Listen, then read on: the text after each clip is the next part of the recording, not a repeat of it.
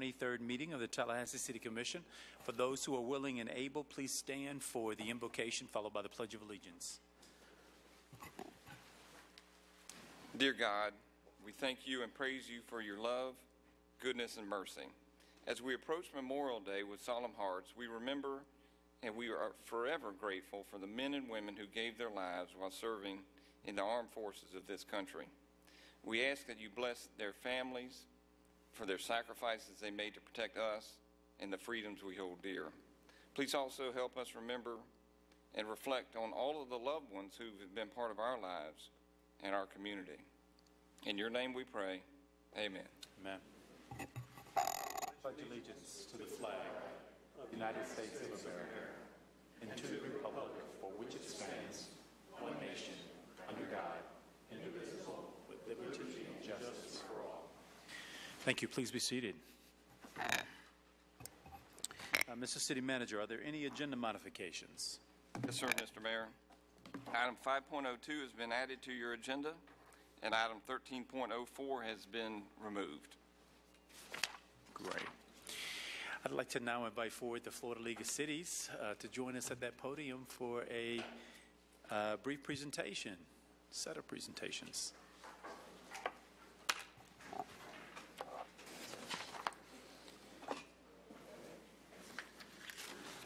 Me? Oh, yeah. I'll go up first. Oh, okay. You just like jumped in, didn't you? Sorry.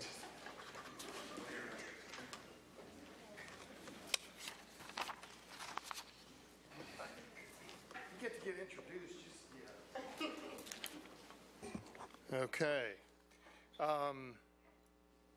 This is an honor for me for a lot of different reasons. First of all, because the two winners of the Muni-Mod this year from Florida A&M and Florida State University, Tallahassee. Secondly, I'm president of the Florida League of Cities, and that makes it even more of an honor. And the final thing is that I was one of the judges in the competition. And both of your projects, because I'm going to give in a minute, I'm going to ask you to come up and explain a little bit about what they were just, from a municipal standpoint, big problem solvers. For those of you that are not aware what Muni-Mod is, it's a joint program that's conducted now for, I think this was our 4th year, between the Florida League of Cities and DOMI down in off of South Railroad. And what we do is we started out with just a couple universities, and now we have universities throughout the state of Florida. And they competed this a couple months ago in Orlando. And what they do is they try to put together and present to a group of judges and also the people that were there remedies to issues that cities face to hopefully help us do a better job running municipal government. And while the two winners are very different in what they came up with, quite frankly, both of them are something that we could use in the city of Tallahassee today. So let me read my notes also here. The winning team, by Molly Clunan from Florida State University, pitched Social Safe, which is a GPS-enabled safety app designed to reduce intimate partner violence by empowering potential victims to reach out to friends and family in a safe, discreet way before a situation escalates. I'm going to let her explain further. I will tell you that each one of the judges is, as we heard her presentation, all recognized that the value and the opportunity for us to lower the incidence of sexual assault is really quite incredible. And so, Molly, what you've come up with is something that's not only going to be used here, but it's something that can be used all over the country. So we're glad that you're going to be able to explain that. The second place team, Kayvon Randall here from Florida A&M University, their solution was actually something that will work in tandem with some things that we're already doing with our Digitali app, but it's going to make it a lot easier for people. That was cool. It's going to make it a lot easier for our citizens to utilize the properties that we have here in the city of Tallahassee, and there's some things that we can learn, so I'm going to let you talk about your project a little bit too. So, Molly, if you'll come up. Where are these things? Not that. Okay, Molly, let me, this is a certificate of recognition from the city of Tallahassee. And I'm going to allow you now, first of all, congratulations. Thank you so much.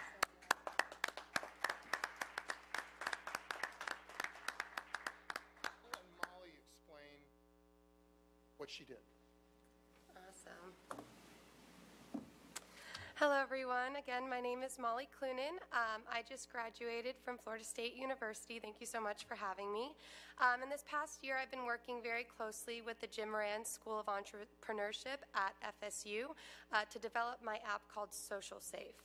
So the purpose of Social Safe is to combat sexual assault by utilizing our already existing social networks to increase our personal safety.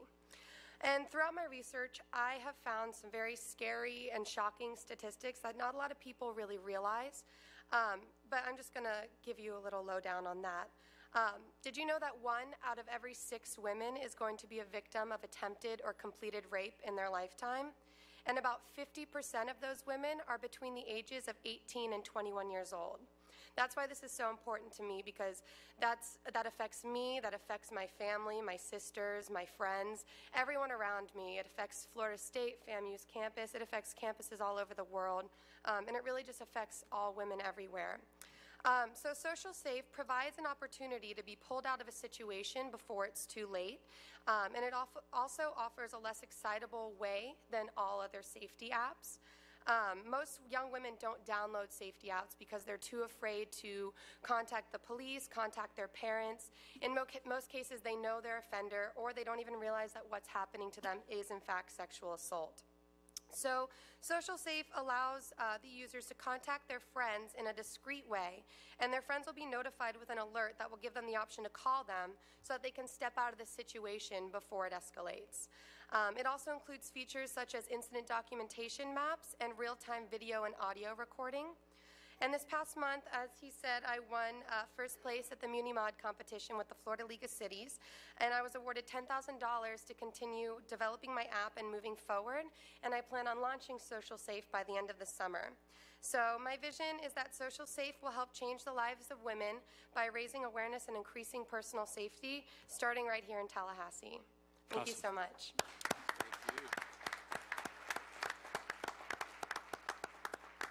I just want to elaborate a little bit, and if I say something wrong, let me know. And I'll just say it from a young lady's perspective. If I was in a bar and someone was being aggressive with me, and I just couldn't shake them, and they just wouldn't go away. They hadn't done anything physical yet, but I just couldn't get them away, and I could casually take my phone out like I was sending a text and push a button. The green button? Is that the green button first? That would notify anybody within a specified distance, so it's not like writing a text. This is so-and-so. I'm in trouble. I'm not in bad trouble, but if somebody's nearby and they could help me, I sure would appreciate it. What if one of your friends was in the bar? They would know to come over right away because you're in a situation that you don't feel comfortable with. Or if you were in a car with someone and it was worse than that, and you could push the yellow button, and that would notify them on a whole other level, and so on. Then there's the red. I've never been in this situation, but, and I apologize, the chief's here somewhere, I'm sure. I'm not sure all women want to report things to the police because they don't want to go through that process. But if they had an opportunity to notify their friends that were within 100 feet, 1,000 feet, or a mile, that they're in trouble and they need to come right away, and it's a GPS notified system, so they know right where you are, I think we're probably going to be able to stop a lot of assaults. So thank you for what you've done. Thank you so much.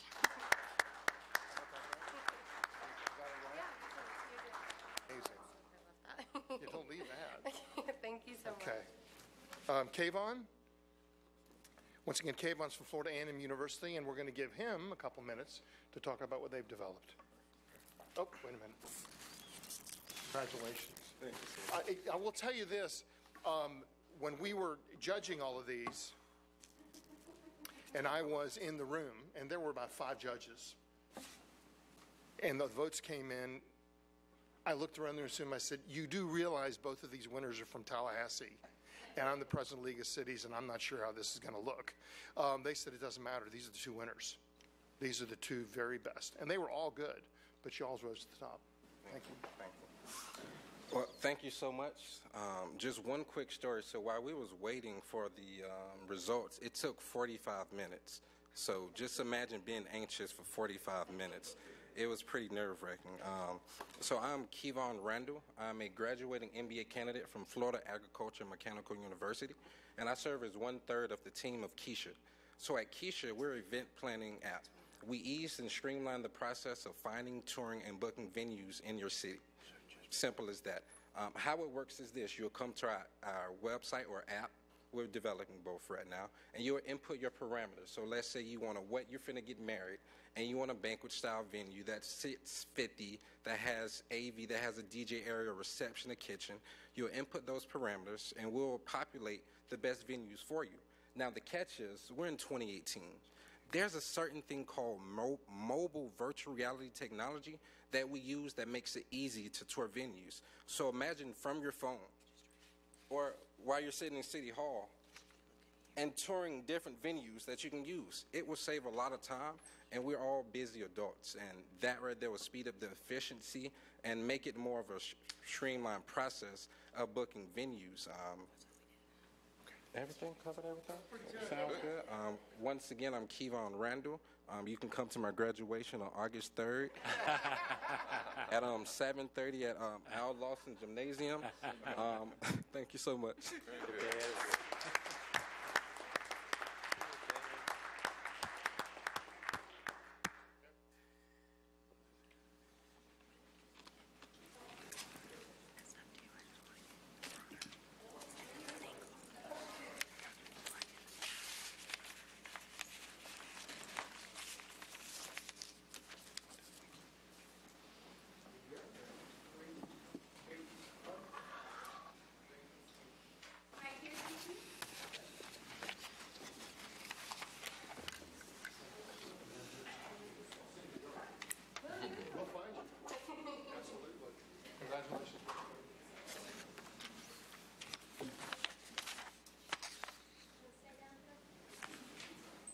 No way! Mayor! Seriously? Gene? You did. Sure did. Good evening. My name is Gene Wright. I'm the mayor of a town called Malone, Florida. I'm finishing up my 6th four-year term. And for those of you that don't know where Malone is, it's about 15 miles above Marietta. We've got one red light. And I'm just looking around. This is what the big time looks like. I can honestly say I know Commissioner Miller. I've served on some boards with her. I'll never forget the day Commissioner Maddox brought the Winnebago from Florida League of Cities through Malone. Commissioner Richardson, you helped me a lot when you were in the House. Mayor Gilliam, I met you in St. Augustine at Economic Summit. I'm sorry, I don't know y'all. Pretty new. You've done it just right, Mayor. I've been involved with the Florida League of Cities for almost 20 years now, and I'm representing the Northwest Florida League of Cities, and he happens to be one of my best friends. This year, the Northwest Florida League of Cities recognizes and honors an elected official in the Northwest Florida region who has made a lasting contribution to the citizens of Northwest Florida through their efforts and dedication in the performance of their duties as an elected official. In addition to his commission position, he has served as board member of the National League of Cities, the Florida and Northwest Florida League of Cities, where he has been an active home rule advocate and helped shape national and local legislative agendas. This year, we would like to present the Municipal Official of the Year to Commissioner Gil Ziffer.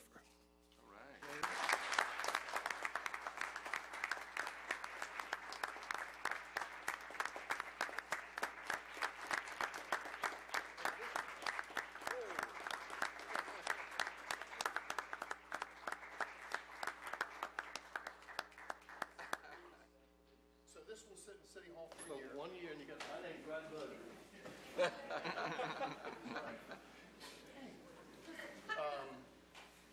Okay, I'll put this down. Okay. I've kind of gotten used to carrying it around because I had to carry it around for a couple weeks in my car.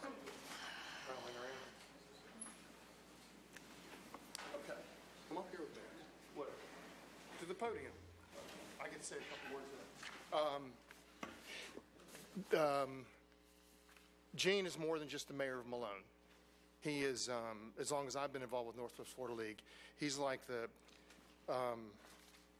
he's the soul. He's the heart. He's been on our board. He is so engaged and so supportive, and he is one of the best elected officials I have ever known. And it has been an honor to serve with him. They've all been far too gracious this year. One of the reasons I was so successful and the league was so successful is because we had commissioners and staff from 412 cities around the state of Florida helping us to make sure that we had no preemptions and we had no unfunded mandates come down from the legislature this year.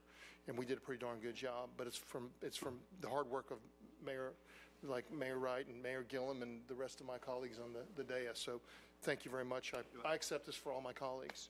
I appreciate it. Thank you.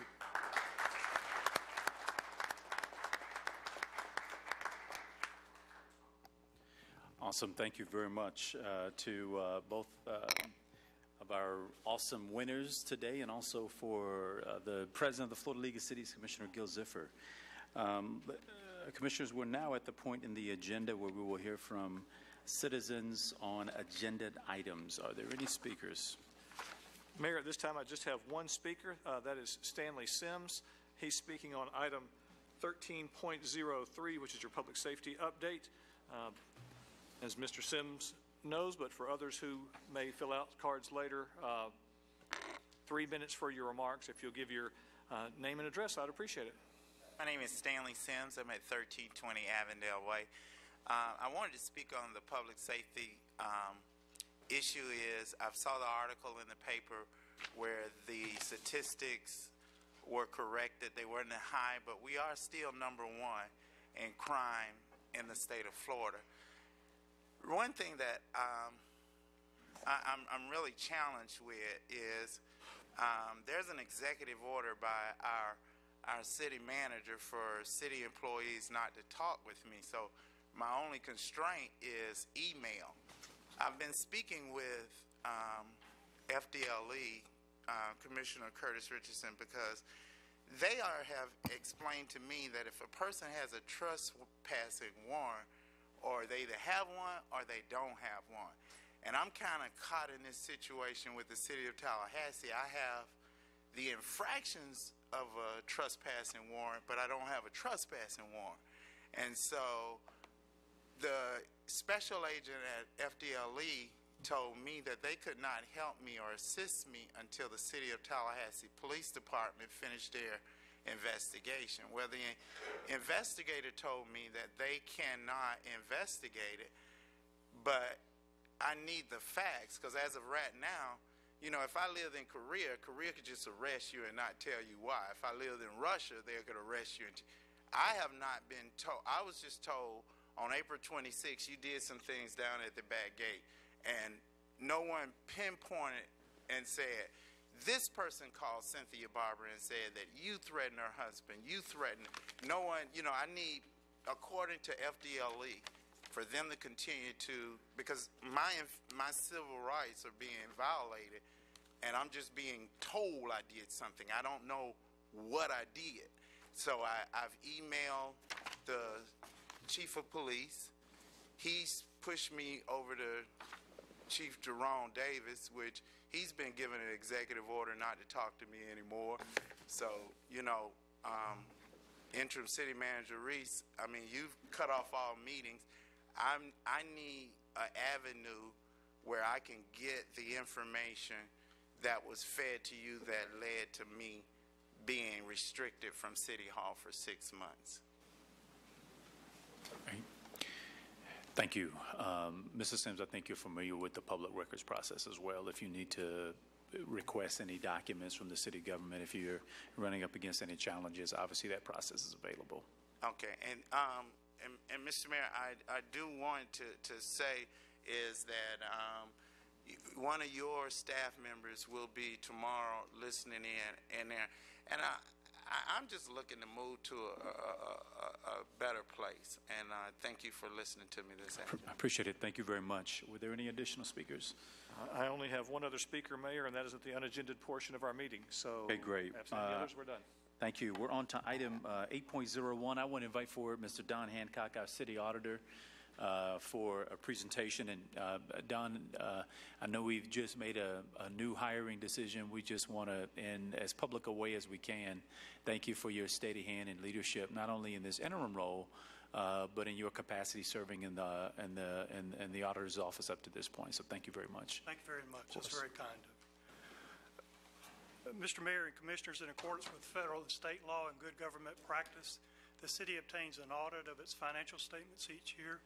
That audit also addresses the city's compliance with the requirements governing federal financial assistance programs and state assistance programs in which the city participates. The audit for fiscal year 2017 has been completed by the independent external audit firms of Law Red, Crona and Monroe, and Thomas Howell and Ferguson. And the results of those audits were presented to the audit committee as is required by city ordinance. I would like to introduce Mr. Matt Hansard, the audit committee chairman, so that he can provide an overview of the results of the audit. Thank you.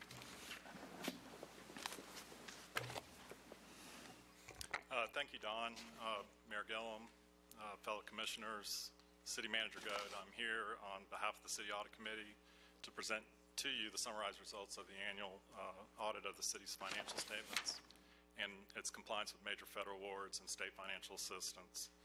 And throughout this audit process, our audit committee met periodically with the Director of Financial Services, Patrick Twyman, the city auditor, and their prospective staffs, and the external auditors to discuss and review the planning, timing, extent of testing, and the results of the audit procedures performed.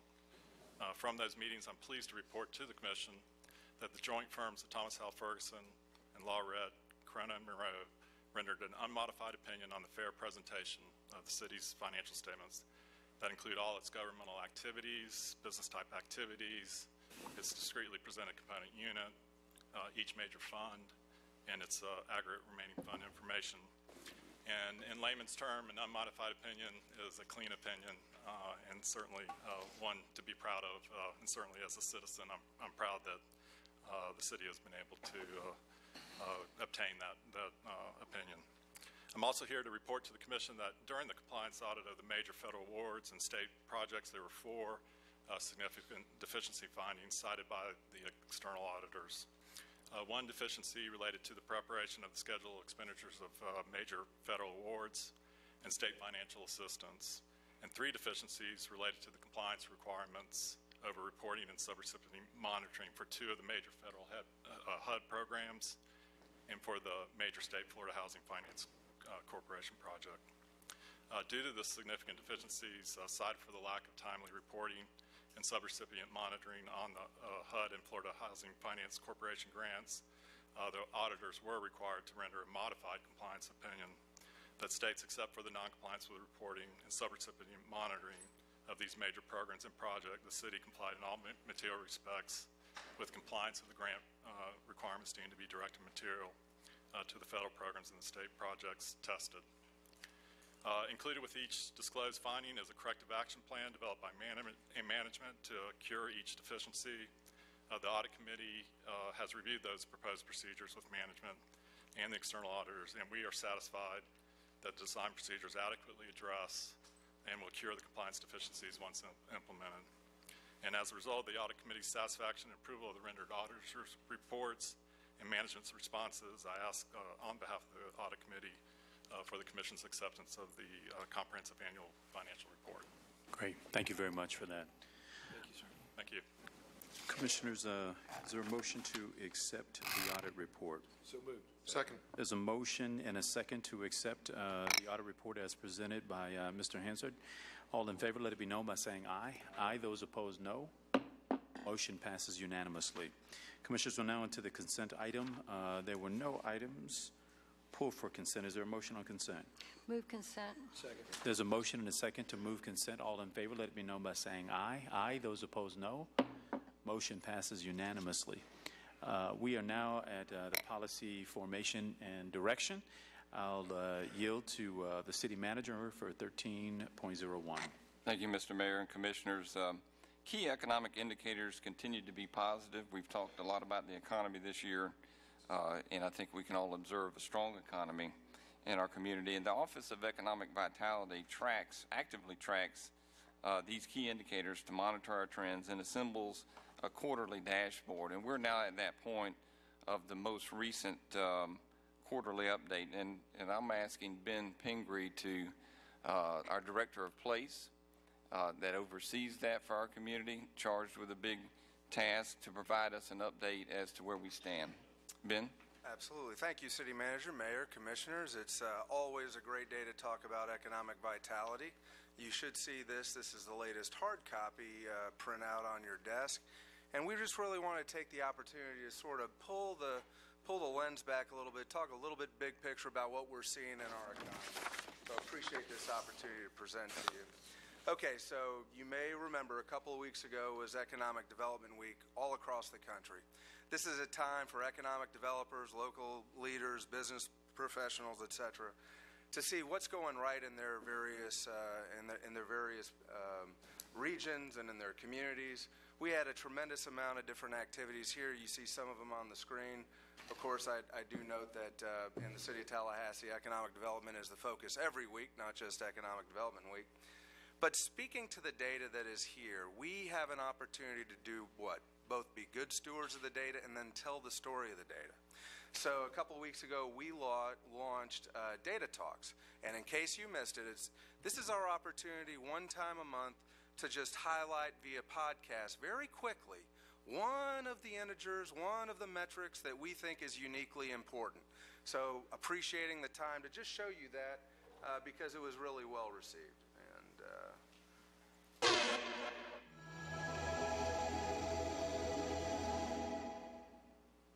Let's start with a subject that often doesn't receive much attention, the significance of exporting. Our local economy isn't only connected to our metro area, it is connected to the world. According to the International Trade Association, the Tallahassee metro area's merchandise exports almost doubled from 2011 to 2016, growing in value from $118 million to $223 million. Machinery manufacturing exports, shown in gold on this chart, grew from just $9 million in 2005 to over $139 million in 2016. Machinery manufacturing includes products like compressors, motors, generators, and turbine and power transmission equipment. The machinery manufacturing and chemical manufacturing sectors accounted for 81% of our area's merchandise exports in 2016. So where do local merchandise exports go? Primarily to Europe and Asia. Exports to European Union countries increased from under $9 million in 2005 to almost $62 million in 2016. And exports to Asia grew from $5 million to almost $53 million during the same time. Since more than two-thirds of the global purchasing power lies outside the United States, increased export opportunities for local companies benefits our local economy.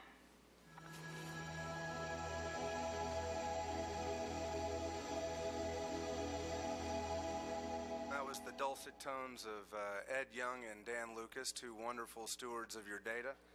And no one can make data sing like those two gentlemen. But again, this is a 60-second way to really tell the public what's behind the numbers and explain that intellectual curiosity that we have. Okay, so you've got the second quarterly economic indicator report before you. So what are some of the key highlights? We're going to highlight just about 5 different things here real quick. Number one, the first two actually will focus on job growth. So job growth up 2.1% year over year. That's 3,000 jobs, Commissioners. That's what that equates to in your marketplace within the city of Tallahassee in terms of growth. We compare favorably. This is a trend line that continues to perform well. When you look at, I think I went one too far, but when you look at average weekly wage, that also is trending in a positive direction. You've got 1.1% growth over the prior year utilizing the most recent data. So now let's look at housing. There's been a lot of talk about housing, and you've been seeing it in the marketplace, and you've been feeling the pressure if you've been looking at sales prices. As you heard from Karen Jumonville at your last meeting, new single-family construction permits in Q1 of 2018, the most issued in the first quarter of the year since before the recession. Tremendous growth in terms of permits. So what about pricing? Pricing, 17% jump since this time last year in Tallahassee homes. 11% just during the current calendar year. So you're starting to see that demand lay out into the actual metrics that are before you. You also see, as you know, you pivoting via policy decisions to bring on new housing capacity online to accommodate the growth and the economic vitality that we continually strive for at OEV on your behalf on a daily basis. Now, I'll never come before you without talking about what's going on at the airport. In this case, again, the numbers are what they are, but the numbers are good. Don't pay as much attention to the since the last period. The last period was your holiday season, and that's the reason for the drop there. That's normal. We expected that. The big indicator is the 8.4% year over year. That's the largest that you've seen since 2008 in terms of growth, and that's indicative of some very good activities at your airport. All right, so I said we were going to focus in on employment a little bit more. A picture's worth 1,000 words. This is your 12-year look at employment. In this case, it's unemployment data, so high is bad and low is good. It's a little hard to see on the screen, but you can see the Great Recession. You can see how we lagged in terms of unemployment going up. This is just another longer-term trend. A lot of what we do on the dashboard looks at the last 12 months. For this, it's important also to look at the last 12, in this case, 12 years, and you can see the continuously strengthening employment market reflective of job growth in our area. Okay, so what's driving it? We always ask the follow-up question. In this case, over the last year, it's financial activities, construction, professional and business services. So what does that mean? Financial activities, banks, insurance companies, real estate, that's up 600 jobs since the last year.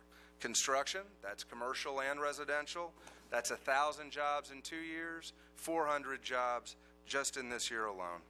And then professional and business services, that's 900 jobs. That's what you're seeing that's growing it.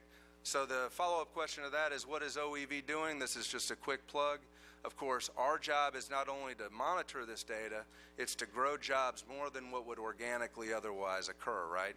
So since we were created 2 years ago, Mr. Manager, 31 total projects have been worked, 333 total jobs from the projects that have been approved.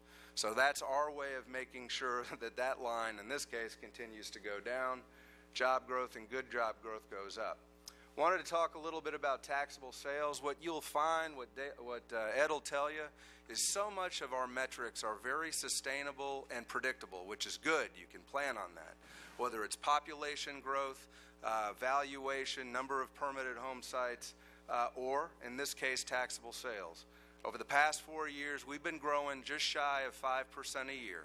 Now, it's a little bit lower in the last reporting year, 1.2% growth. That's indicative of durable goods falling slightly. However, your economists here and the economists that we work with, consumer confidence remains high. We are continuing in a growth phase. It's being driven by business growth and development, tourism growth and development, and again, in a sustainable fashion. All right. I want to pay more attention to the picture. Now, the bullets are good. Demand is close to an all-time high. Home sales prices have done well.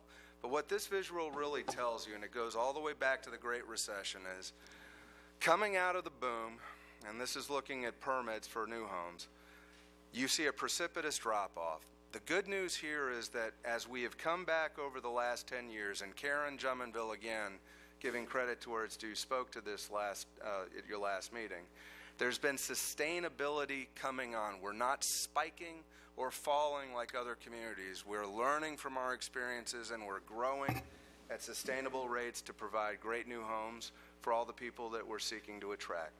All right, the last focal point for my presentation, public investment and its role in driving vitality. What planners will tell you, what economic developers will tell you, and infrastructure professionals will tell you, is when you invest publicly in infrastructure, you generate dollars, multiple dollars for every dollar in where you expend and create that sense of place and that quality of life. No better place to drive that point home here in Tallahassee than the Gaines Street District. This is a table. This is real numbers. To date, $31.7 million has been spent by the city, the county, the state, and the CRA. That's still going up slowly. CRA continues, but that's pretty constant. The number that's moving is the denominator, which is what it is triggering in private sector development, reinvestment and investment.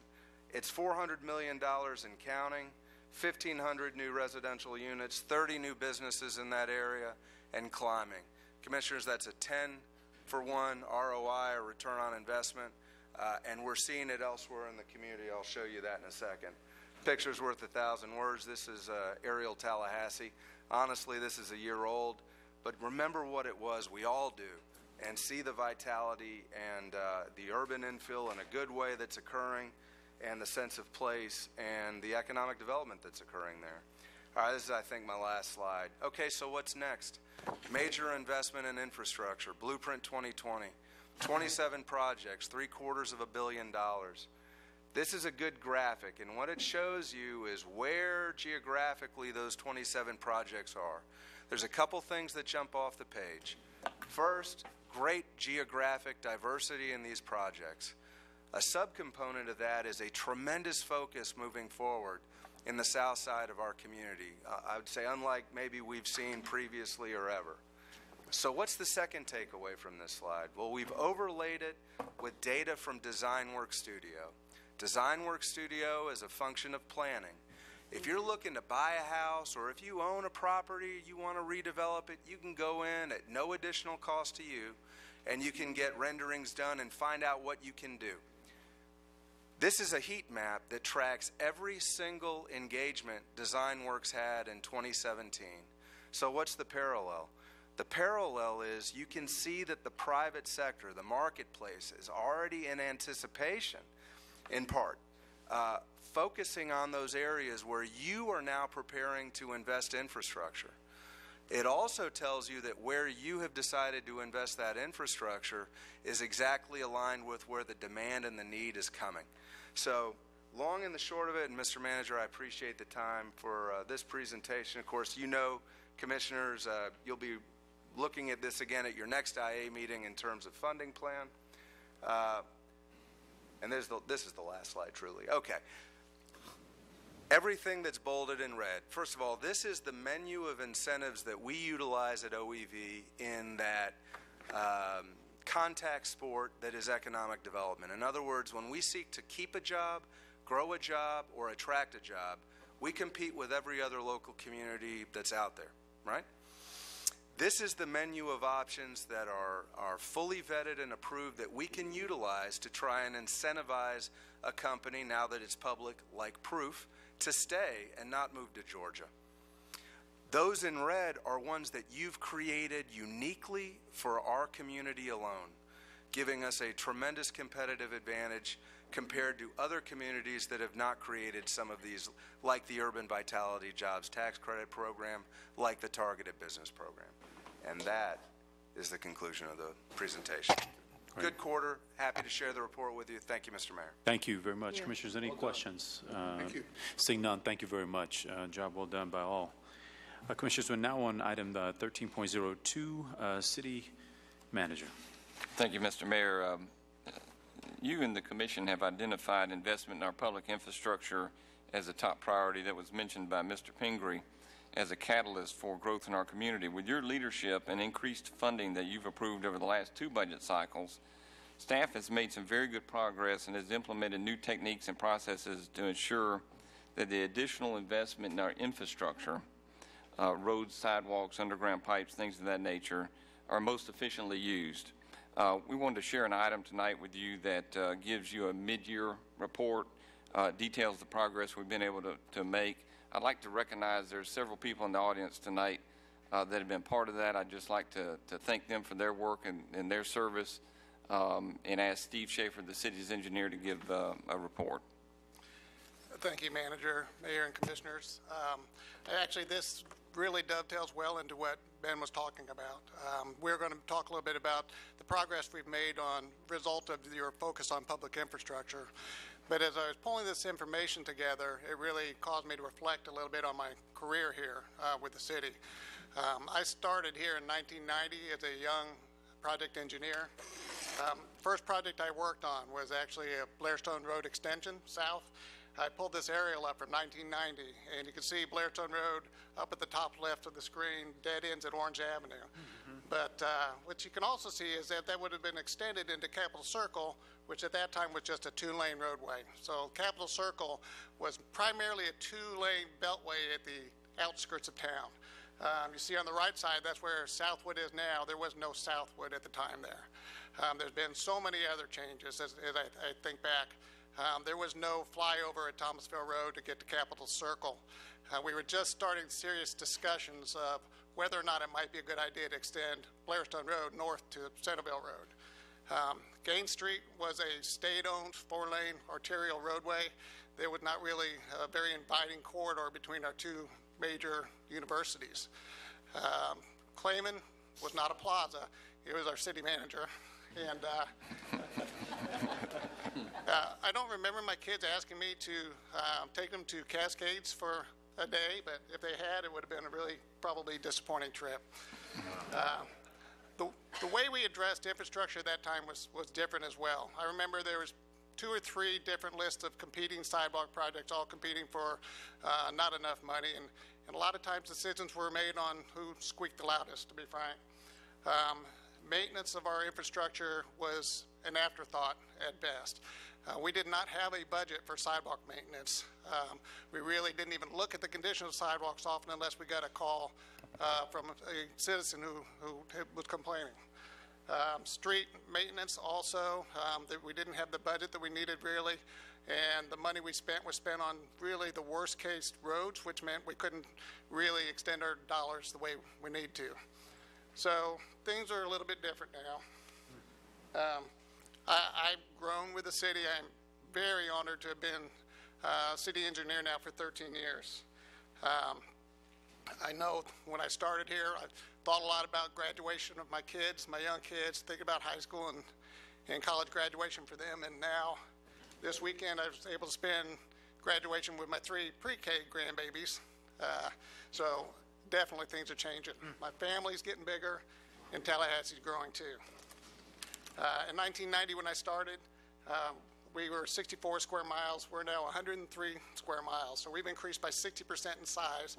Our population has grown from 125,000 to 190,000. So that's a 50% increase there. Streets and sidewalks to maintain has gone up dramatically. Demand for city utilities and services has gone up as well. So we've had to think about how we can respond to that growth. And as you know, in 2016, there was a major departmental reorganization in which we created underground utilities and public infrastructure. That allowed us to have more efficient allocation of staff, better coordination between service area needs, and it also resulted in a major shift in how we approach maintenance of our streets and sidewalks. In the past, that maintenance probably would have been more complaint-driven, but now we're using more of an asset management plan. This is something underground utilities had been doing previously, and we saw the benefit of doing that with our streets and sidewalks as well. It's a planned approach. It involves inspecting and assessing your asset, developing efficient processes to address those needs. We're always looking for opportunities through innovation, and it's important to commit adequate funding to maintain our infrastructure. So what does that look like for streets and sidewalks? In sidewalks, the first thing, once again, the key is to assess the network condition. We had not done that in the past, but in the interest of doing this, we went ahead and we sent crews out and we had them drive every lane mile of our 500 miles of sidewalks. And they were looking for the kind of conditions you see in this picture here, which is basically a trip hazard. We were a little surprised at the condition that we found. Condition issues were extensive. You look on this map, every little red dot is a trip hazard that we found, many more than we expected to. We found over 18,000 hazards. This was just January of last year, actually. It's almost be careful what you look for because you may not like what you find, and that's a little bit of what we got to. But what we ended up doing, we knew, all right, we got to roll our sleeves up, we've got work to do. So we started looking at developing a plan. We reallocated resources to have resources targeted for this public safety issue. We started looking at developing processes. In this picture, clearly, we couldn't go in there and remove 15,000, 18,000 trip hazards. It's not cost effective. It would have taken decades probably. That wasn't going to be the way to deal with it. So we looked at other processes. In this case, grinding the hazards, for the most part, is the most efficient way to deal with them. But it's not always possible. Here's a situation where we've got a sidewalk that's set a little bit next to a drainage inlet, and we don't want to go in there and grind the drainage inlet. So our crews, looking at that, they started thinking, why can't we deal with this the same way with technology that we use to deal with settling foundations? And they were right, great idea. So we went in there, we were able to pressure grout underneath it, and ended up removing the trip hazard that way. Saved a lot of money. It didn't result in us having to tear the sidewalk out. Would have been torn out for 3 days, would have cost much more, less inconvenience for the public. Great idea. Once again, none of this really would work if there wasn't committed funding.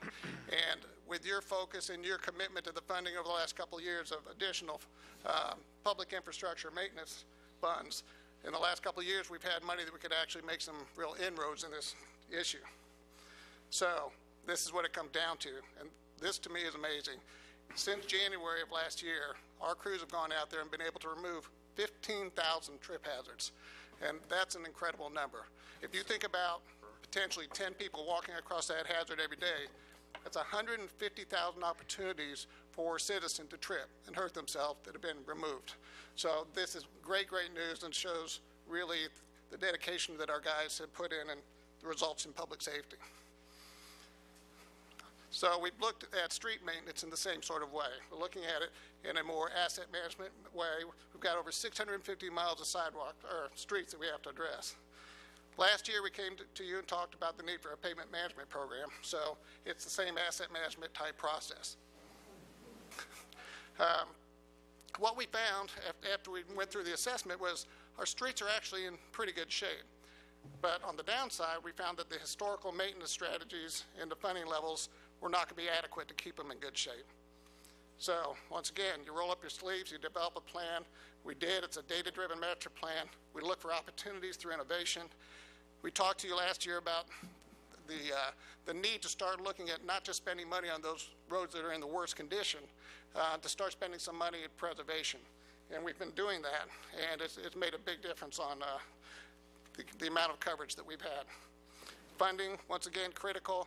And in the last 2 years, you've committed more funding than we've had in the past.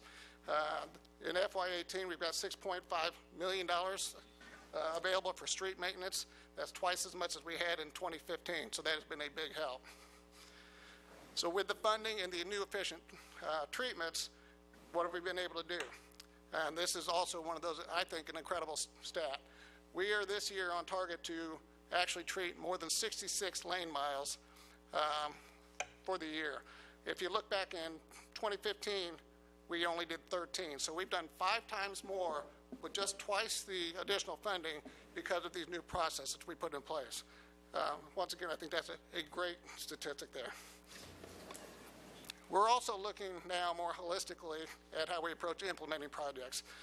We've talked about this a little bit. We want to make sure before we go and anybody does any resurfacing that we've looked at our utilities, and that if there's any upgrades or repairs that need to be done, that we do those before we put the new surface on. These pictures are actually on North Monroe Street. You've seen that work probably over the last couple of months. We've done the same thing with DOT in that we get in ahead of them before they do their major resurfacing project. You see the picture on the right there. It shows that the work we've done out there had been overnight, which has really helped minimize the impacts to the traveling public. Opportunities through innovation. Utilities repairs is an area that we have a real opportunity to make some improvements, and we have. If you look at the standard method of repair of utilities, it would be an open trench. You cut the road open, you cut the pipe out, you replace it, and you patch it back up.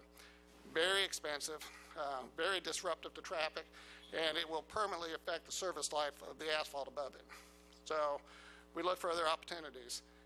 In this case, we're looking at new technology, which we call trenchless technology, that allows us to do this type of work without actually cutting the pavement.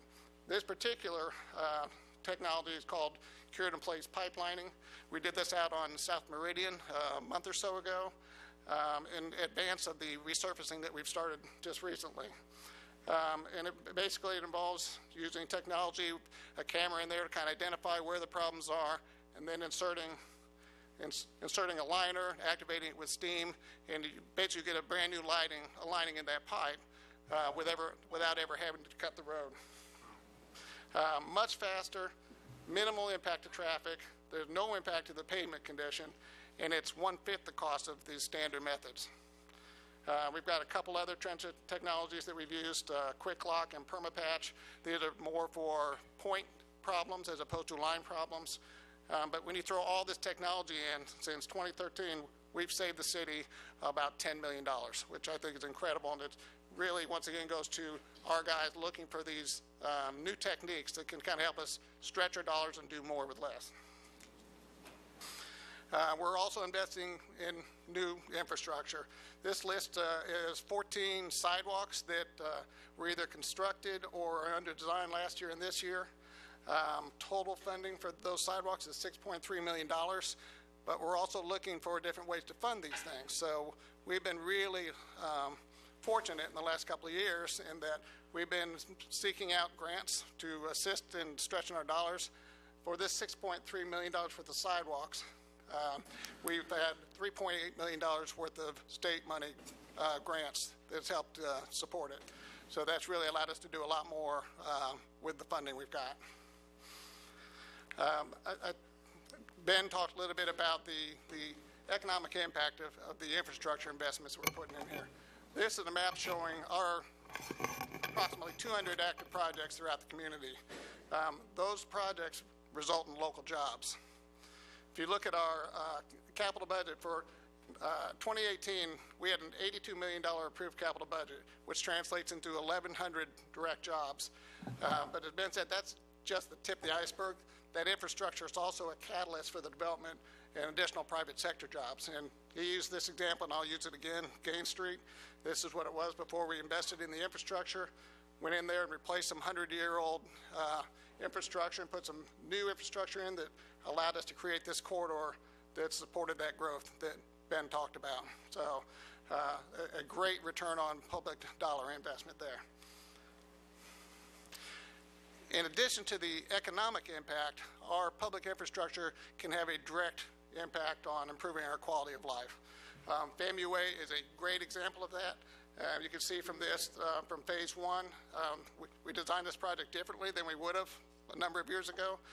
It's providing multimodal options for our citizens, a beautiful gateway to FAMU, and it's a good example of infrastructure supporting placemaking. All of those things add value to our communities. Just a status update on that project. Phase 2 is actually nearly complete, a little bit ahead of schedule. We expect that to be complete in July. Phase 3 is under design. We expect construction to begin early next year. I've got a couple other large capital projects that will be commencing soon on Weems Road. We've got the Weems Road extension, which is basically extending Weems Road from Mahan north and west to Automotive Way. The point of this one is Capitol Circle and Mahan is one of the top 3 busiest intersections in our city. And if you've been through there at peak hours, you know that there's a lot of congestion that can build up there. This provides an alternate route for folks to kind of bypass that intersection. Construction of that project is going to begin this fall. And we've also got the Weems Road Pass project, which is a safety project. It's going to provide trails and sidewalks and cover the ditches from Mahan south to the CSX tracks. It's also going to include a bridge at the Weems Pond, which is probably one of the most historically flood-prone areas, roads that we have in town, so it's going to address that. Construction for that one will start in fall of this year as well. Between those two, that's $10 million worth of investment. Once again, we've gone to the state, and they provided $1 million in grant money to help support that. So just to kind of recap, once again, your focus this year has been on public safety, infrastructure planning, economic development, and quality of life. And I don't think any department hits all 4 of those as directly as underground utilities and public infrastructure does. You see, this is kind of a recap of the highlights that we talked about, but it's really just the tip of the iceberg of what our guys are doing every day. I reflect back on my career here. It's been great. I've been really honored to work with some of the most talented and dedicated guys that I know. with your vision and their dedication, I have no doubt that we made a real difference in this community that I'm really proud of. And why is this important? If I could just say personally to me, I've got 5 grandbabies that I want to enjoy the same benefits, same quality of life, same opportunities that I've had and my kids have had. And I think we're on that path to do that. So unless you want to see more baby pictures, I'll take any questions. Yes. Thank you, sir. Well done.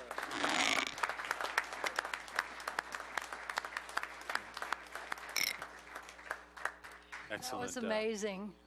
I'm Commissioner, very excited. Commissioner Richardson, Commissioner Thank Miller? you, Mr. Mayor. I certainly want to commend the manager and the staff for the work that they have done over the years. This is phenomenal. This is what Tallahassee is all about. And that's why I say that there's no cloud over City Hall, because every day these people come to work and they do the business of the city of Tallahassee. This is the kind of work that they're doing every day and aren't distracted by the sideshows. They come to work, they do their work, they are public servants, and the results show. $10 million in savings. That's something worth crowing about. That's something worth writing about, Jeff, because the public needs to know that their money is being spent, not only being spent wisely, but we're constantly looking at ways to save the taxpayer with new innovation and using technology.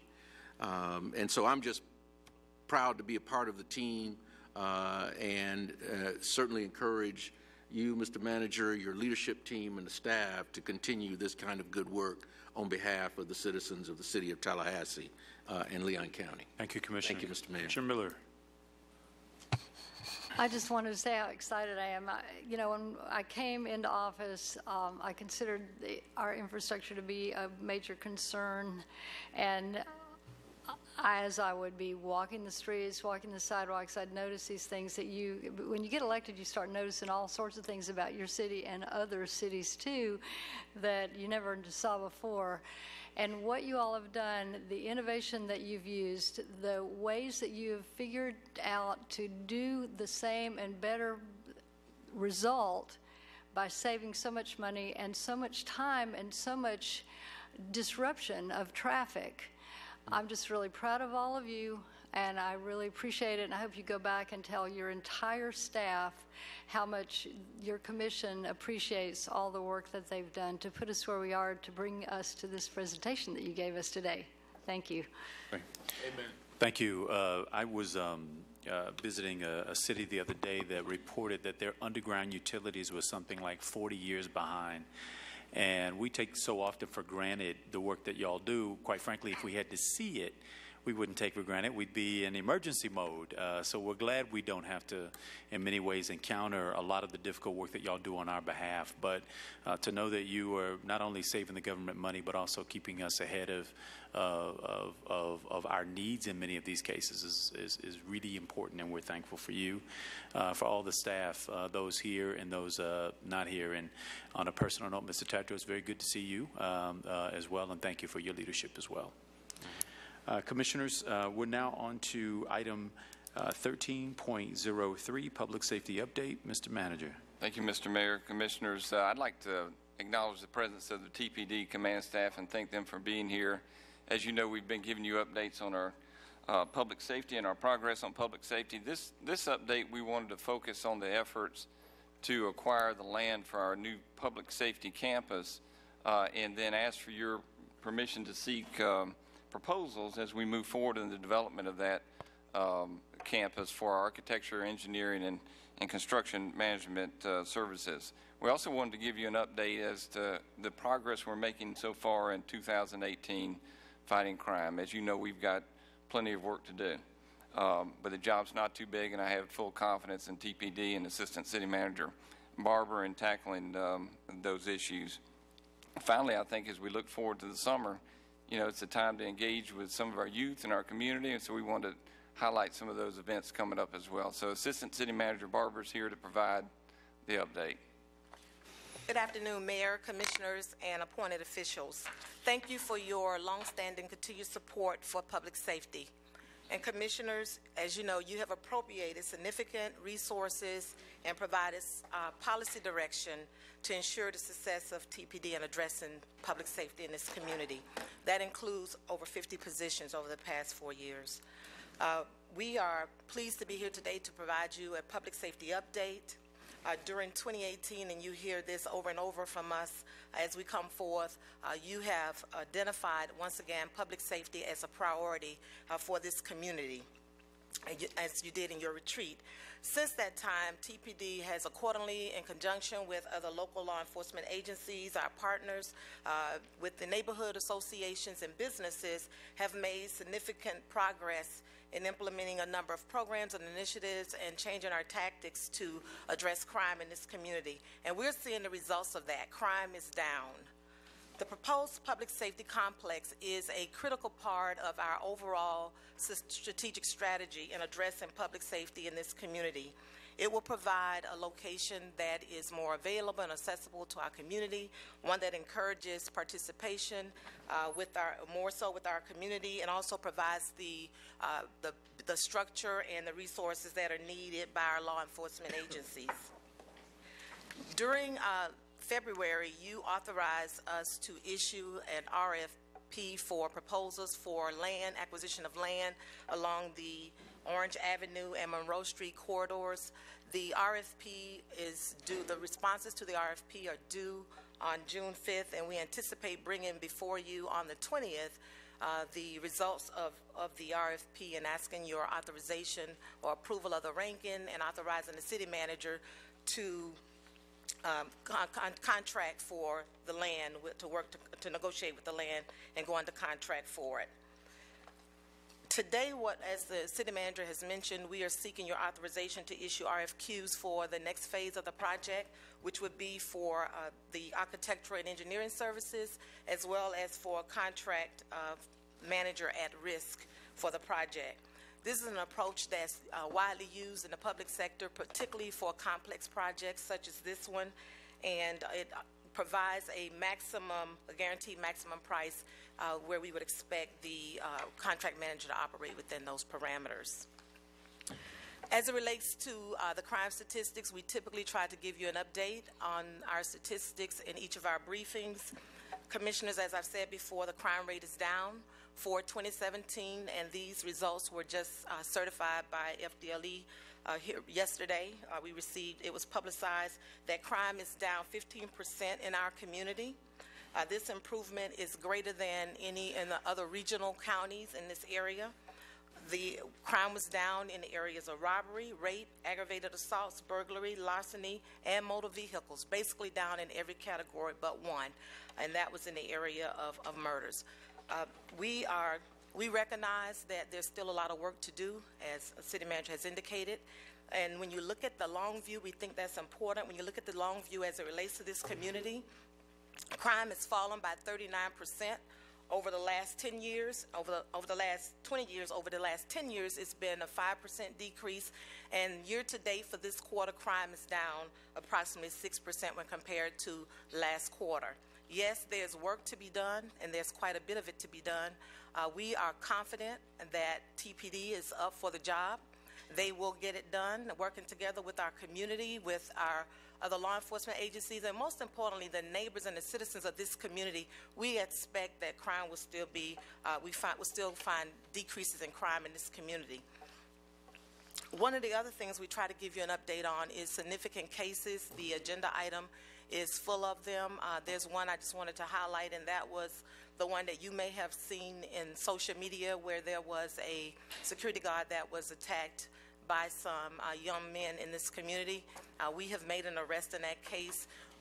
While we can't stop every crime that occurs in this community, we operate really quickly and expeditiously to address and bring somebody to justice for that. So we wanted to make sure you are following our progress with those cases. Community engagement is a critical part of what we do, and we do quite a bit of it. There are more than 20 some odd projects and community activities that we have been involved in over the past month or so. That is representative of what we do every month, and I'll tell you that I don't believe that we're second to none when it comes to this level of engagement in our community. We believe it's important to the overall strategy related to public safety. We've said before that this isn't an issue that you can simply police yourself out of in terms of traditional policing, but building those long-standing proactive relationships with the community we believe are very critical to our goals as well as to the success that we have achieved thus far. We also understand that when young people are out of school, they have more time on their hands, that it's important that we create opportunities for nice, clean, safe fun for them to have. And also, it's a great opportunity for us to connect with neighborhoods in general. So again, this year we have a number of activities where TPD has partnered with Parks and Recreation, Neighborhood Affairs, and our fire department to create a number of activities where we'll engage our youth. They're also included in the item, but I wanted to highlight a couple of them. One of them is the Operation Safe Neighborhoods. We're doing that again this year. That was something that was started in the mayor's direction several years ago, where we actually walk the neighborhoods. This time, our goal is to have the members of the community far exceed the number of people from our agency, because it demonstrates then again that commitment of us working together and understanding how much real power and influence that neighbors and individual citizens actually have in addressing this issue. The other one that's a very popular program that we have, we'll be doing it again this year, is the Splash and Jams at our park and recreation facilities, and that schedule is also provided in your agenda item. And unless you have questions for me, that concludes our public safety update. Mr. Mayor. Great. Thank you very much. Commissioner Richardson, followed by Commissioner Ziffer. Thank you, Mr. Mayor. I guess, Cynthia, I have been keeping up with, of course, the reports that you all give and what's been reported in the media recently, which lagged somewhat behind the last report that we got. But what's confusing is, well, first of all, let me ask a question. Based on the audit, have we addressed the audit findings in terms of the crime reporting so that we're reporting accurately the crime incidents? Yes, we've addressed it, and on an ongoing basis, the auditor for the next few months is certifying each month's results. Okay. And I guess what's puzzling to me, because I heard the report about some of the outlying areas, surrounding areas, and the significant increase in crime in those areas that have a population far less than ours, but we're still number one in the state. I'm just not quite sure how that can be. You know, how a county with far less population than we have and a 15, 20, 30% increase in crime, and yet we're still number one in the state, even though our numbers are consistently going down. We can appreciate that. We have we pay attention to that too, but as we have said before, and it's not a matter of dismissing where we rank as it relates to the rest of the state of Florida, but the one thing that we know that we can do consistently is we can compare our results to our results. We know what we're reporting. We know how we're reporting it. One of the things that we are doing internally is we are taking a deeper dive in some of the statistics. When you look at us by cities, we rank a different way. When you look at us as a county, we rank in a higher position. Right. So those are some of the kinds of trends that we've identified. As a city, we don't show up as a number one city in the state, but as a part of the county, we do. Okay. We are, like you said, we are very concerned about that. Most importantly for us is the trend is headed in the right direction, and we're working hard to continue to that particular course of action. Okay. And Mr. Mayor, Ms. Barber, I want to thank you for the leadership that you've provided. Chief, certainly you and the leadership that you have given to the Tallahassee Police Department. It has grown and become more professional over the years, I think, since you've been there. And the results of your efforts are paying off. I certainly feel that our city is much more safe than it has been over the last 10 or 15 years, and certainly will continue to make that a priority, and that trend line will continue to go down. And all of our citizens, regardless of where they live in this city, will feel safe. So I want to thank you all for that. Thank you, Commissioner. Thank you, Mr. Commissioner Mayor. Ziffer, followed by Commissioner Miller. Thank you, Mr. Mayor. Just to expand and compliment you also, I think the strategy is appropriate. We need to continue to improve our numbers. We need to continue to have all those different categories decline. When we start comparing ourselves with everybody else, I think we lose focus on what individually we need to do here. So I want to confirm I think that's the right way to go. I don't think any of us are pleased when we hear number one this and number one that. But more importantly, I think we are pleased when we hear that the numbers are going down. So thank you, Chief, for all you're doing, and Cynthia.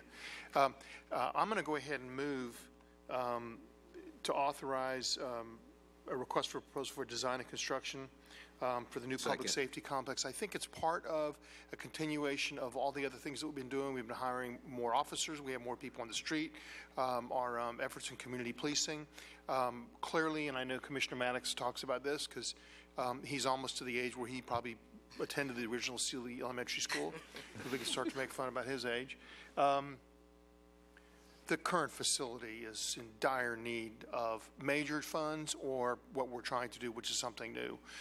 So I move the item. Second. Thank you. There's a motion and a second. Commissioner Miller, followed by Commissioner Maddox. Well, I wanted to add my voice of congratulations, but I am truly impressed by the work that's been done over the last couple of years. I mean, there is no doubt in my mind that the citizens of this community, I mean, every month you come in with this huge list of people that you've talked to, and I'm sitting there going, how do you fit it all in? But you all have reached out and touched so many people in our community. Folks have to understand now that how active you are and how interactive you are. Your strategy is absolutely working, and I also want to take this opportunity yet again to thank you for the strategic planning that you've done, and it really allows us to follow along and gives everybody direction. But kudos to you both, because you are both responsible very definitely for the success that we're having. Thank you. Thank you, Commissioner Thank you, Maddox. Mr. Mayor. A large part of our crime rate statistics are property crimes, and a lot of them are just simple larceny. A large percentage of those are direct relation to unlocked cars. Yes. That people that you assume are juveniles, but it could be anyone, I guess, in the middle of the night that are pilfering through cars and taking sunglasses and CDs or whatever's left in a car. So I'm more focused on violent crime, and I think we've done an outstanding job. The Tallahassee Police Department has worked very hard to address violent crime. It's important to note that the problem of crime in society was not created overnight, nor shall it be solved overnight. We all know that there are systemic, economic, social, familial issues that contribute to a person's decision to lead a life of crime. And those cannot be addressed overnight. The fact that we've seen a 15% decrease in 1 year means that we're doing our part to attempt to solve the problem, and we hope to just replicate that year after year until the problem doesn't exist. Thank you. Thank you. Cynthia, Chief, I want to add my voice of thanks to you and to obviously the command leadership, and also to the front line men and women who within the police department are working, every day to address these issues. I also want to, city manager, layer on top of that all of the other departments to exclamation mark the assistant city manager's point that there are a lot of inputs that impact the output here. The only request, if there was one, is I actually think you all should continue to, with a very united voice, talk about why we don't make those comparisons against other cities. And I think we shouldn't do it no matter where we stand in those rankings, largely because I've been to places, and a lot more of late, these past couple of months, now over a year, where it is harrowing to watch the news at the end of the night, listening to some of what's happening around this state. I've never felt a day in my life unsafe in any part of this city, getting out of my car, walking at any hour of the day, off of fear of a random act of violence. and being caught in that. I also know that there are certain types of crimes that any person at any time can call in into this community, and it doesn't matter how miniature a violation it may seem. Our law enforcement folks are going to respond. They're going to create a paper trail on it, and that will show up in our numbers. And I know for a fact, off of personal experience and also anecdotal testimony in other parts of this state and this country, that doesn't always exist the same way. And so the fact that all we know is what we are consistent at doing, all we know is what we are consistently reporting from year to year, month to month. And so to make the comparisons against what we are doing, because we can trust our numbers, our standards aren't shifting between year and year and month to month, whether it's today or whether it's last year, if you report that your sunglasses were taken out of the dashboard of your car, never mind you left it unlocked, there's going to be a paper trail for it. And we're going to have to report on that. And it will contribute to what those overall numbers are going to look like. And so I want to encourage you to keep doing the work that you're doing. Very thankful for the collective as well, and the partnerships that has come together to help us address this. And just want to say I believe we're moving in the right direction, and I think it shows in the numbers. If there are no other comments, Commissioners, we have a motion and a second. All those in favor, let it be known by saying aye. Aye. Those opposed, no. Motion passes unanimously. Thank you all. Item 13.04 has been deleted. We're on to 13.05. City Manager. Thank you, Mr. Mayor and Commissioners. You established the Animal Crimes Task Force in 2016 in an effort to increase public awareness and create a collaborative approach to hold animal abusers accountable for their actions. As we continue to observe May as National Love Your Pet Month, we wanted to give you an update on where the task force is in just square those efforts with you. Ashley Edwards is here, and you know she's taken a passionate lead in this effort and has done a fantastic job. She's going to give a brief presentation and answer any questions you have. Thank you, Mr. Manager. Mayor, Commissioners, the Animal Crimes Task Force that you established in 2016 includes local law enforcement, animal control officers, representatives from the State Attorney's Office, and a number of other community advocates who are working passionately and tirelessly to try to address animal crimes that occur in our community. The goals are to increase collaboration amongst these agencies, increase awareness, and public education. Since the task force was established in 2016, our city animal control officers have pursued 58 criminal cases involving 83 animals and resulting in 35 arrests. They've also issued 79 civil citations for animal care violations. This is a direct result, these numbers are a direct result of the collaboration that we're able to enjoy with our partners at TPD, as well as in the State Attorney's Office. And it's also a direct result of the public awareness that has grown through the efforts of the task force that is now resulting in people seeing something, saying something, and reporting it so that we can take the appropriate actions. You voted to establish the Animal Abuse Registry in 2017. That is now up and running. There are 10 people listed, and we'll scroll through here so you can kind of see what it looks like. It's on our website. There are 10 people listed, and obviously the goal of this registry is to, again, increase public awareness, but also to be a resource for those in our community who might want to offer animals for sale or for adoption so that they can make sure that those pets don't fall into the hands of someone that has already had a past history of being an animal abuser.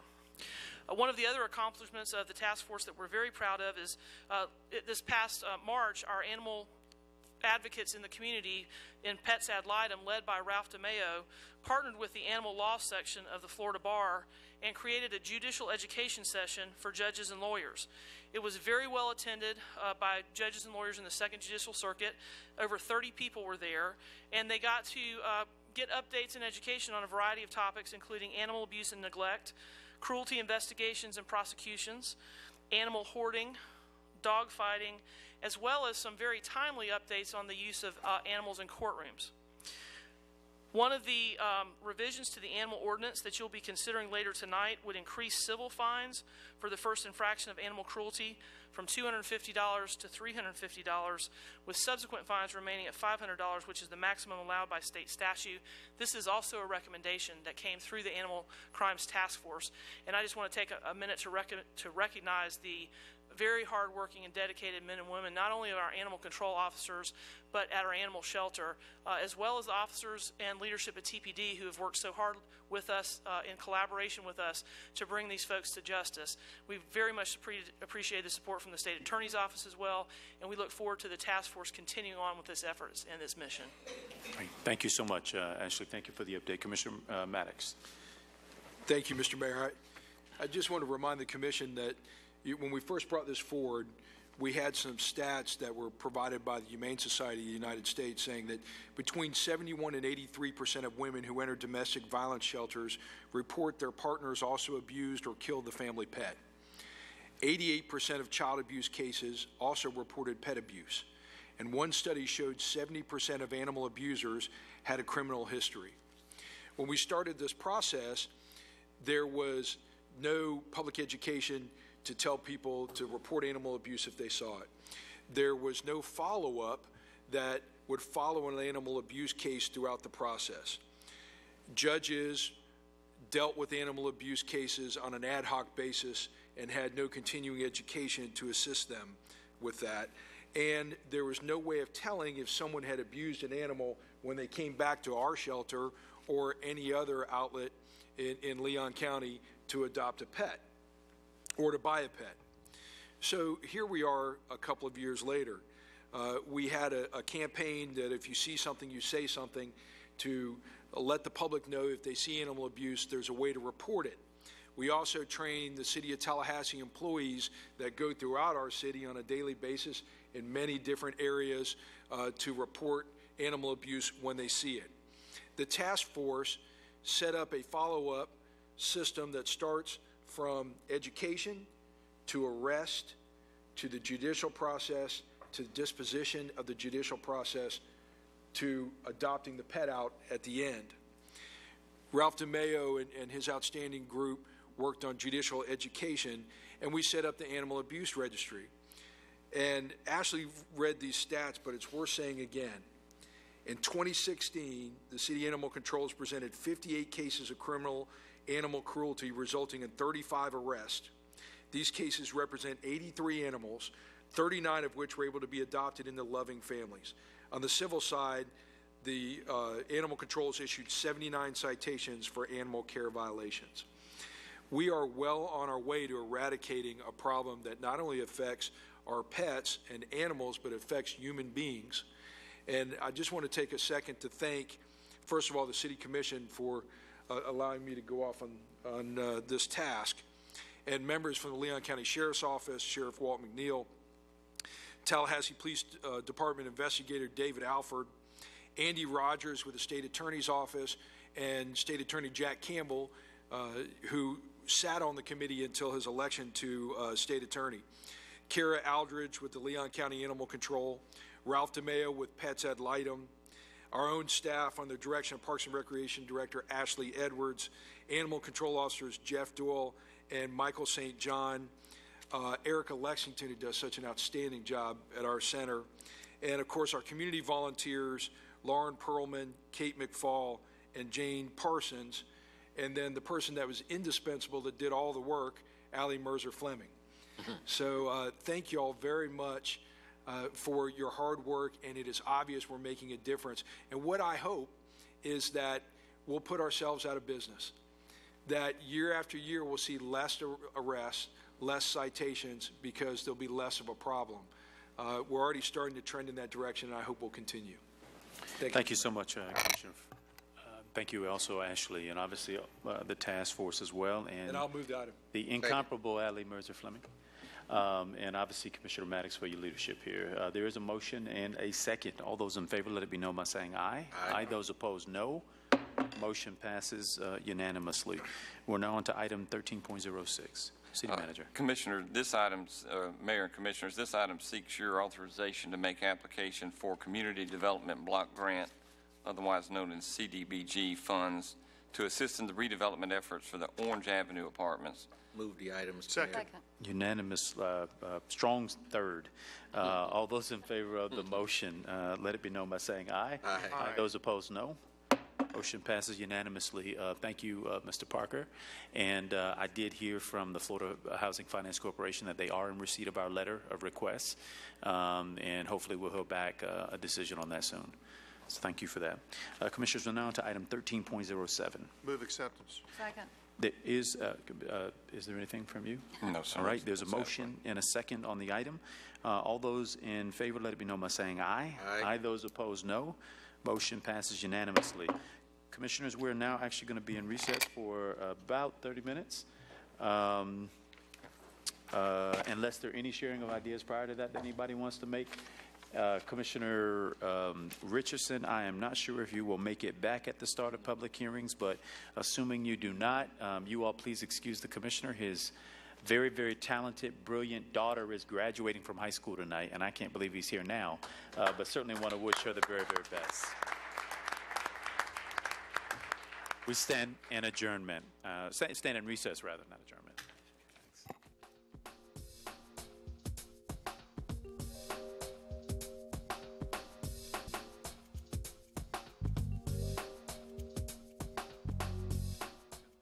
This public hearing of the City Commission, starting with item 15.01. City Attorney. Thank you. Item 15.01 is the first and only public hearing on ordinance number 18-0-13, an ordinance of the City Commission of the City of Tallahassee, Florida, amending Section 2-182 of the City of Tallahassee Land Development Code to state Architectural Review Board members serve a 3-year term, amending Section 2-183 of the City of Tallahassee Land Development Code to state the Architectural Review Board chairman and vice chairman serve for a 1-year term, providing for severability, providing for conflict, and providing an effective date. There are no speakers, Mayor. There are no speakers, and this is the first in public. Is there a motion? So moved. Second. There's a motion and a second to approve. All those in favor, let it be known by saying aye. Aye. Those opposed, no. Motion passes unanimously. Item 15.02, City Attorney. This is the first and only public hearing for ordinance number 18-0-15, an ordinance of the City of Tallahassee, Florida, amending Chapter 4 of the Code of General Ordinances of the City of Tallahassee, Animals, amending Section 4-2, Definitions, amending Section 4-7, Animal Care, amending Section 4-52, Schedule of Fines, amending Sections 4-142, 4-143, 4-144, 4-150, 4-4.4-151, and 4-152, relating to dangerous dogs, providing for conflicts, providing for severability, and providing an effective date. Awesome. Thank you. Are there any speakers? There are no speakers. Move the item. Second. There's a motion and a second on the item. All those in favor, let it be known by saying aye. Aye. Those opposed, no. Motion passes unanimously. Item 15.03, City Attorney. Item number 15.03 is the first and only public hearing on resolution number 18-R-23, a resolution of the City of Tallahassee, Florida, relating to community redevelopment, finding the existence of blight conditions in areas of the city, expanding community redevelopment area, providing the Community Redevelopment Agency will be the redevelopment agency in the expansion area, and providing an effective date. There are no speakers on this item. Mr. Mayor, Commissioner Ziffer. I wish Commissioner Richardson were here. I know clearly he has other things that are, I can't think of many things more important than that, but certainly seeing your daughter graduate is one, because this is something he worked very hard at, so I'll move the item. Hear, hear. Is there a second? Second, and Mr. Mayor, traditionally I've been against expansion of the CRAs and have spoken against it many times at CRA meetings, and I was swayed completely by the passion of Commissioner Richardson on this item, so I wanted to put that into the record. Okay. Thank you very much, Commissioner. All those in favor of the motion, let me know by saying aye. Aye. Those opposed, no. Motion passes unanimously 4-0. Commissioner Richardson, Ampson. Item 15.04.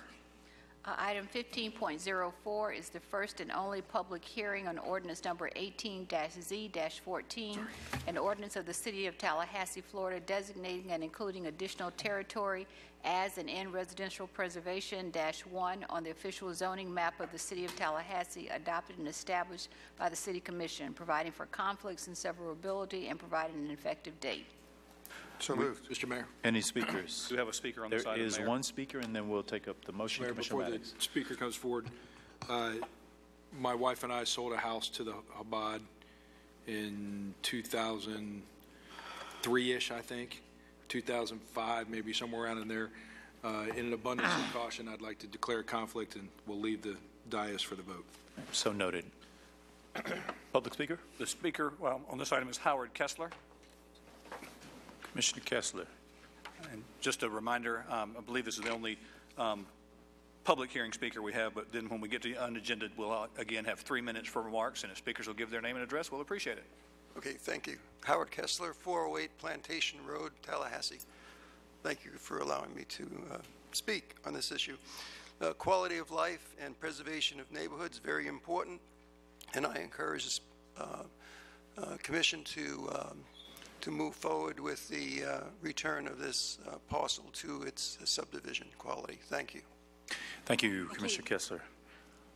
No other speakers? No, sir. All right, seeing none, there is a motion and a second. All those in favor, let it be known by saying aye. Aye. Aye. Those opposed, no. Sorry, motion passes. Commissioner Maddox abstains due to conflict. Commissioner Richardson not present. Commissioners, we've exhausted the public hearing agenda items, and now we are on to unagended speakers. Unagended speakers, we have several. The first is Erwin Jackson. He'll be followed by Harry Brown.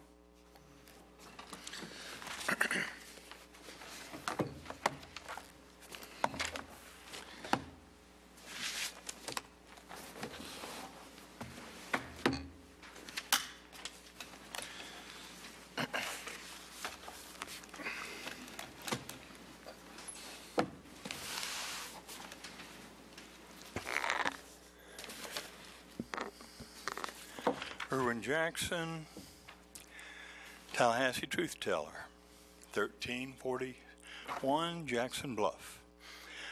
On May 9th, 2018, I came to this City Commission meeting to share information about Scott Maddox and the out-of-control corruption in City Hall.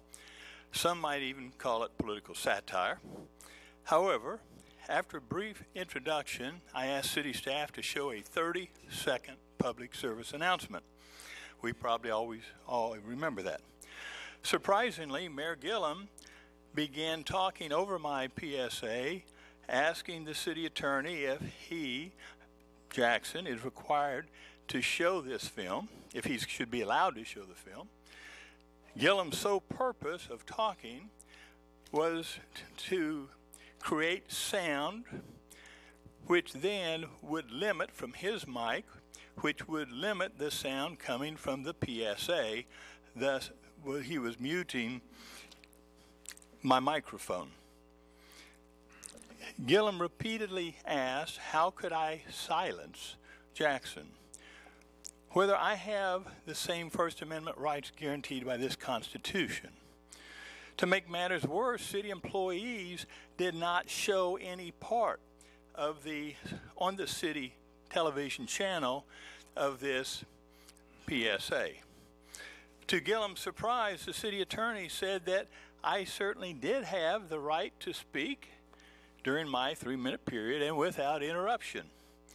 Nancy Miller asked, why is a person, quote, off the street could enter City Hall and use our microphone and video equipment? I informed her I was a resident. This was not her equipment. It belonged to the public. Curtis Richardson was unwilling to accept the attorney's opinion and begged that she please find some grounds to silence Mr. Jackson. Several years ago, I'm beginning to get used to this. Several years ago, Mayor Gillum and ex-Mayor John Marks, if we remember, implemented a kill switch. They could flip to silence my mic at their discretion. I challenged their arrogant, illegal, and unconstitutional act then. to silence a citizen who is simply exposing corruption. The kill switch was removed in approximately 2 weeks. Gillum, Miller, Richardson, if you do not want to hear from me or the public, your only legal solution is to resign your position tonight and immediately just go home. Mayor Gillum, I will not sit silently while you and your co-conspirators act in unison to muzzle my free First Amendment rights. Your actions were so abhorrent, they were so despicable, they were so arrogant. Excuse me, that's that 3 you minutes. continue to block my speech, even after receiving a legal opinion from your attorney that such action was illegal. Thank you. Your time has expired, sir. Therefore, in conclusion, I am placing each of you on notice that I will be filing a federal lawsuit asking the courts to ensure my constitutional rights Mr. Jackson, your will time be has protected expired. even in Tallahassee. Your attorney, Cassandra Next speaker, Jackson, please. has already agreed with me Next speaker. that my Next constitutional speaker. rights have been violated Harry Brown. due to your actions. Mr. Brown, you're next. Thank you very much, and guys, have a good evening. Following Mr. Brown will be Ernie Payne.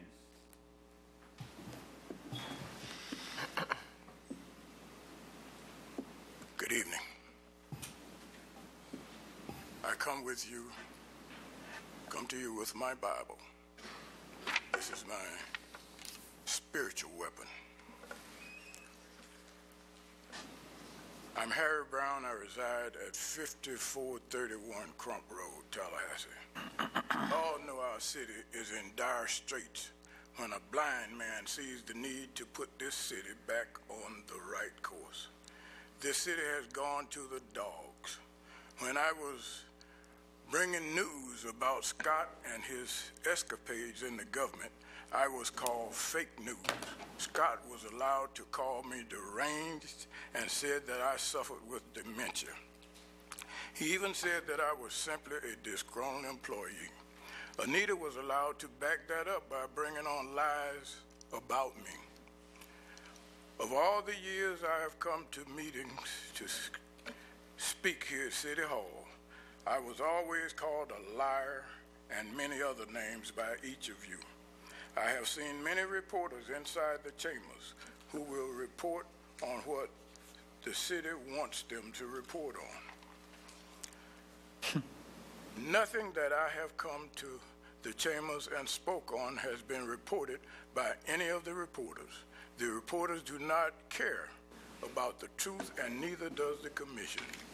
They are untethered from the truth. The city would be in a lot less trouble today if they had listened to my news rather than what came from Scott Maddox. Scott's corruption started with him being allowed to misappropriate $18,000 to build his man cave right inside City Hall under the noses of other commissioners and city employees who simply got tired of his illicit activity. Anita tried to cover up his behavior by having the 2 female employees sign just illegal affidavits after Eugene Danaher had legit affidavits signed by both women. Scott has been doing his thing with the city's coffers for many years. As it has been a thing of what Scott wants, Scott gets. He tried to divert the attention from himself by lying so convincingly about me. And you all bought into it. Even many of you lied on me while looking in my face. Scott is hell-bent on breaking the law. Andrew, you know nothing about equal rights. When it comes to allowing speakers equal time with your traffic light, I know many people observe you giving Dr. Charles Smith's wife 12 minutes to speak, and I came up and asked you for 1 extra minute, and you stated, "No, Mr. Brown, you have 3 minutes." You did that on several occasions. Now you want to be governor of this state? Go learn about equal rights and non-discrimination. Excuse me, that's 3 minutes. Then come back. Thank you, Mr. Brown. Your time has expired, sir. To be a governor. Next speaker. Get in a good Bible-based The next church. speaker is Ernie Payne. Speak and ask your spiritual leader for help. Thank you. Thank you. I appreciate it. Mr. Payne, you're next. Are there any more speakers after that? That's the last speaker for whom I have a card. I'm Ernie Payne. I live at 2006 East Indian Head Drive. I appreciate the opportunity to speak with you tonight.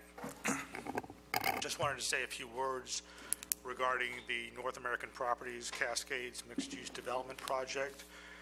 I'm here to make you aware of a great deal of community dissatisfaction with this project as it's been developing. Many in the community felt blindsided by the demolition stage, especially of the trees.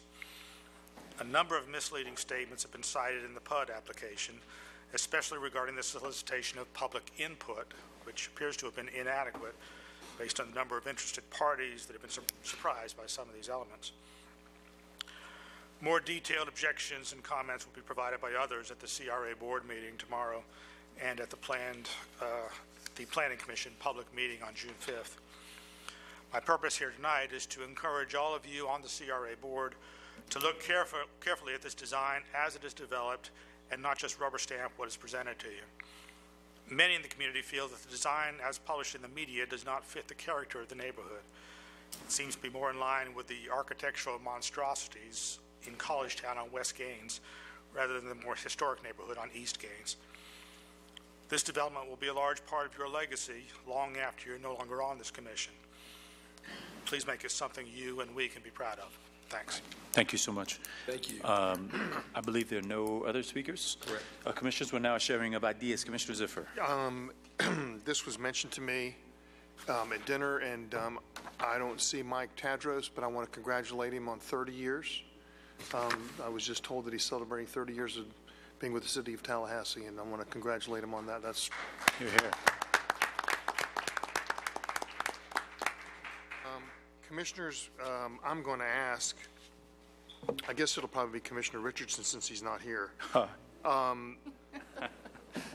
I have been on the Canopy Roads Advisory Committee for some time, and quite frankly, my schedule has prevented me from not attending far too many meetings. I need to give up my position, try to identify Canopy Roads. I move Commissioner Richardson. I think that's probably a good idea. Well, he'd be excellent. We'll pass on the recommendation. Okay, I just wanted to make it official because I was reminded that I should have done this at the last meeting, but I wasn't here. Anyone else interested, potentially? And no, on this, taking this. If not, we'll relay the nomination to the commissioner. Or his aide, maybe AK could do it. I looked around for him to protest loudly, but I don't see him. But we'll pass it along. Commissioners, I'm going to read this real quick because I want to make sure we get this correctly. But our staff here at the city has identified a grant opportunity with the Florida Job Growth Fund, and they've been working with the city manager's office to develop a list of potential projects that might be able to compete for these funds. There's about $85 million that are allocated to this grant fund by the state. There are no financial matches required for applications. Staff has identified the completion of FAMU Way as the top project that should be submitted for the grant, estimated that the necessary decommissioning of Old Lake Bradford Road wastewater management facility will cost about $2 million. Roadway construction will cost about $5 million. We believe that we're well positioned to meet the criteria for this grant. And I am requesting that we get a motion passed that will fully authorize staff to apply for and accept the grant funding. This is a condition required by the governing board to extend that ability in order for applications to be made. If there's questions, happy to answer. Are there any match required or? No matches. There's no financial matches that are required for these funds. Okay, so if, let's say, at the time of getting it, for whatever reason, we chose not to, we could always decline, correct? I assume, obviously, we should be able to decline the dollars. I'll move the item. There's a motion? Second. And a second. And let me just ask for clarification as well. Do we currently have anything scheduled? I imagine Blueprint probably has some portion of dollars scheduled for this, or no? For the, I believe there are dollars scheduled, but I think they're very tentative in nature. Got it. Mr. Mayor, as you all also, know, we do have. If Yes. if it's funding of FAMU Way, that final portion of FAMU Way, we do currently have our next bond issue where you approved a resolution at a prior meeting does include funding for that. We'll just take that under advisement and make sure we work with that accordingly. We'd rather have the grant money than the borrowed money. Well, I'm guessing also that that money may not include the waste management facility. I'm guessing that's why this is prime. Yes, sir. I think that's correct. Okay, great. There is a motion and a second on the item. All in favor, let it be known by saying aye. Aye. Those opposed, no. Motion passes unanimously. Other sharing of ideas, Commissioner Maddox. Thank you, Mr. Mayor. I just wanted to mention Glenn Barker passed away recently. And Glenn Barker is a longtime Tallahassean from a longtime Tallahassee family, attended Leon High School. And Glenn was a person that was always doing something for other people. Not the person that was in the front getting accolades or awards for volunteering, but the person that would literally be the hands and feet of Jesus if something was needed in the community. And I wanted to make mention of him tonight and say that he will be sorely missed. He touched a lot of lives, including mine, and he was a great Tallahassean. Great. Thank you for that acknowledgement, Commissioner. Excuse me. Any other comments for sharing of ideas? Commissioner Miller? Well, I don't know that we've talked about it, but the Underground Utilities and Public Infrastructure has received another Sterling Award. Oh, yes. And the ceremonies for that will be in Orlando next Friday. This is a Governor's Award. And I just wanted to share that because it's something to be very proud of. That's right. I do think we'll be doing a acknowledgement here, a presentation. We are the only city to have received this award in both categories, which is a big achievement for the city of Tallahassee. Congratulations, and I think we'll more formally celebrate when we have the award back here. So I appreciate that. If there's no further business, we stand at adjournment. Thank you, Commissioners.